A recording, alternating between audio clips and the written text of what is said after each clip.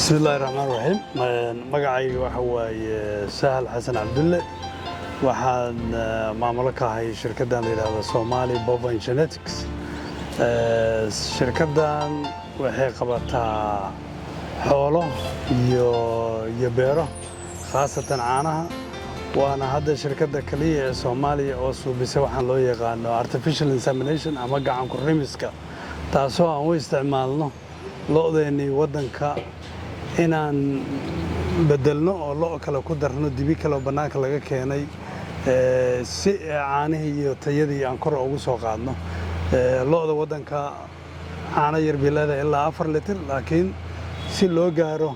lo 25 leh waa in lo kale la isku qasaa taasna way soo bisaa shirkaddeena shirkadda ilaa 2015 baa la aasaasay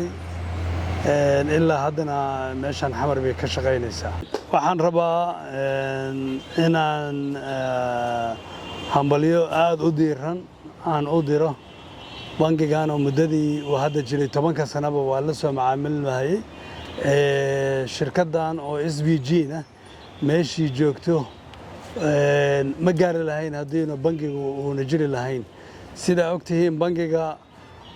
ma ahan ma garanaysaa meel oo lacag kale la dhigto laga soo baxo laakiin waxay ku xiran tahay macaamilka aad la leedahay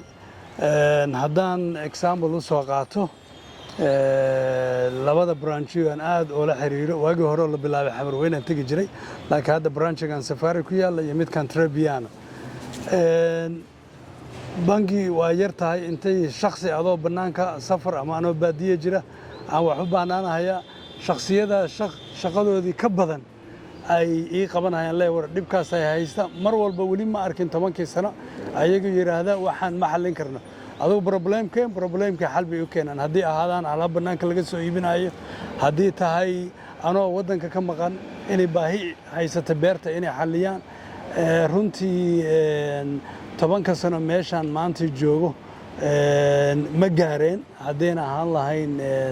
IBS hambaliyo weyn oo u diraaya waxaan rajaynayaa kaliya inaan ahayn dad kale oo business ayagana sidoo kaleeto ay soo kobciyeen inuu jiro oo bayska dhaqaalaha waxa weeye adoo wax yar wata hadduna bangigan oo kala jirin 20 sano igu qaadan lahayd maanta meeshaan 10 sano ku soo gaaray inaan gaar hadduna bangiga jirin lahayn marka taasna hambaliyo iyo naqsa idaan ka bixinayo